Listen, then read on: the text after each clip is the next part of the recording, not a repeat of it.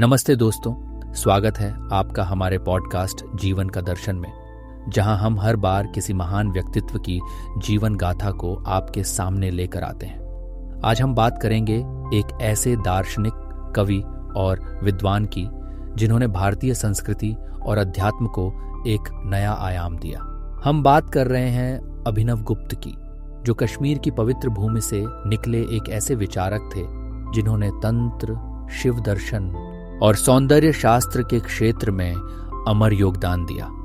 तो चलिए इस यात्रा में हमारे साथ चलें और जानें अभिनव गुप्त के जीवन की प्रेरक कहानी।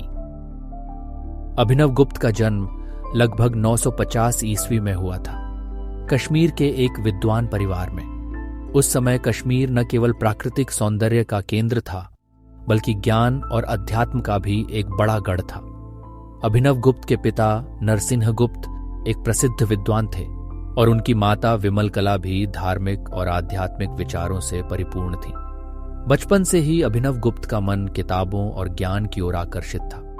उनके घर में हमेशा शास्त्रों की चर्चा होती थी और छोटी उम्र में ही उन्होंने संस्कृत, व्याकरण और विभिन्न दर्शन शास्त्रों का अध्ययन शुरू कर दिया।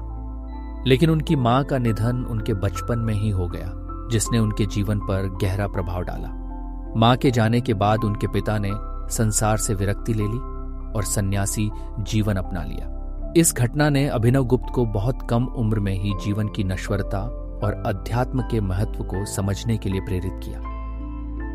अभिनव गुप्त की शिक्षा दीक्षा कश्मीर में ही हुई, जहां उन्होंने कई गुरुओं से ज्ञान प्राप्त किया। उस समय कश्मीर में त्रिक दर्शन, जो कश्मीर शिववाद के नाम से भी जाना जाता है, बहुत प्रचलित था। यह दर्शन शिव और शक्ति की एकता पर आधारित था और अभिनव गुप्त ने इसे अपने जीवन का केंद्र बना लिया। उन्होंने न केवल त्रिक दर्शन का गहन अध्ययन किया, बल्कि बौद्ध दर्शन, वेदांत और योग के सिद्धांतों को भी समझा। उनके गुरुओं में सबसे महत्वपूर्ण थे लक्ष्मण गुप्त, जो उन्हें सौंदर्य शास्त्र और काव्य शास्त्र में पारंगत बनाया। एक बार लक्ष्मण गुप्त ने अभिनव गुप्त से कहा था, सौंदर्य केवल आंखों से देखा नहीं जाता, इसे हृदय से अनुभव किया जाता है। इस बात ने अभिनव गुप्त को गहराई से प्रभावित किया और उन्होंने कला और सौंदर्य को दार्शनिक दृष्टिकोण से देखना शुरू किया। अभिनव गुप्त की सबसे बड़ी उपलब्धि यह थी कि उन्होंने त्रिक दर्शन को एक व्यवस्थित रूप दिया। उस समय तक त्रिक दर्शन के कई पहलू बिखरे हुए थे, लेकिन अभिनव गुप्त ने अपनी रचनाओं के माध्यम से इसे एक संपूर्ण दर्शन के रूप में प्रस्तुत किया।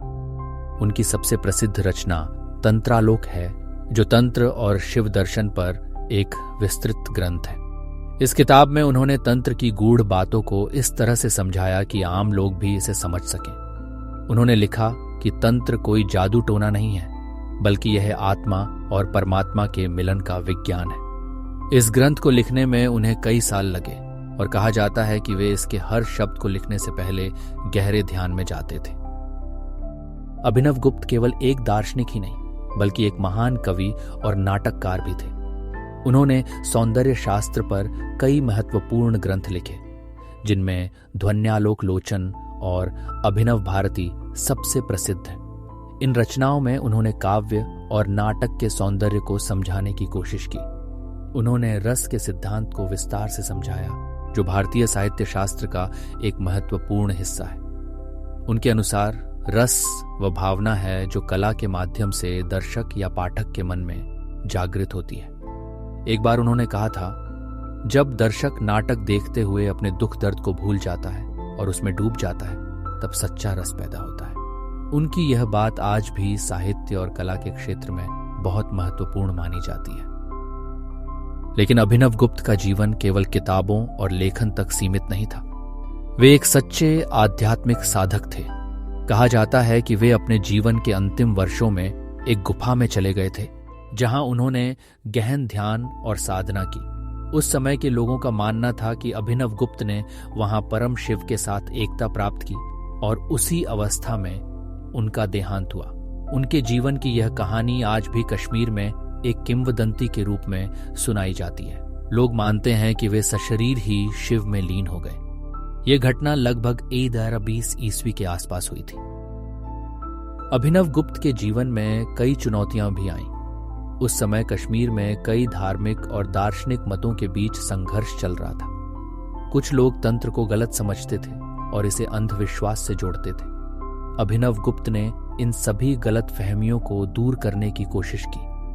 उन्होंने तंत्र को एक वैज्ञानिक और आध्यात्मिक दृष्टिकोण से प्रस्तुत किया, लेकिन इसके लिए उन्हें कई बार आलोचना का सामना करना पड़ा। फिर भी वे कभी नहीं डिगे। उन्होंने हमेशा अपने विचारों को स्पष्टता और साहस के साथ रखा।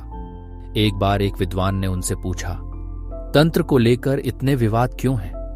अभिनव गुप्त ने मुस्कुराते हुए कहा, जो चीजें समझ में नहीं आती, लोग उन्हें डर की नजर से देखते हैं। मेरा काम डर को हटाना और सच्चाई को सामने लाना है। उनकी यह बात उनके दृढ़ विश्वास को दर्शाती है। अभिनव गुप्त का प्रभाव केवल उनके समय तक सीमित नहीं रहा। उनकी रचनाएं और विचार आज भी प्रासंगिक हैं। कश्मीर शिववाद और त्रिक दर्शन को समझने के लिए उनकी किताबें आज भी आधार मानी जाती हैं। सौंदर्य शास्त्र के क्षेत्र में उनके योगदान ने भारतीय साहित्य और कला को एक नई दिशा दी। आज भी जब कोई नाटक या कविता की रचना करता है तो कहीं न कहीं अभिनव गुप्त के रस सिद्धांत की छाप दिखती है। उनके विचारों ने न केवल भारत में बल्कि विदेशों में भी लोगों को प्रभावित किया।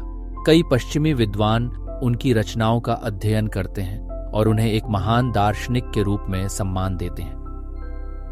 अभिनव गुप्त का जीवन हमें यह सिखाता है कि सच्चा ज्ञान वह है जो न केवल हमें समझ दे बल्कि हमें दूसरों तक पहुंचाने की प्रेरणा भी दे।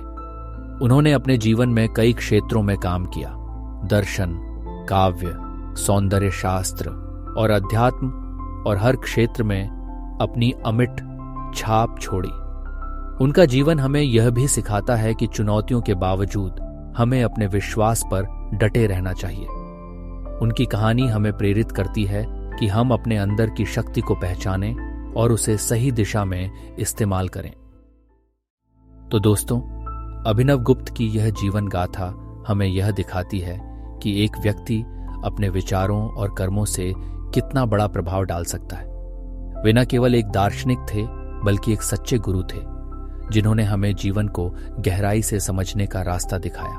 उनकी रचनाएं और विचार आज भी हमारे लिए एक मार्गदर्शक की तरह हैं। अगर आप उनके बारे में और अधिक जानना चाहते हैं तो उनकी रचनाओं को पढ़ें, खासकर तंत्रालोक और अभिनव भारती। इन किताबों में आपको उनके गहरे विचारों की झलक मिलेगी।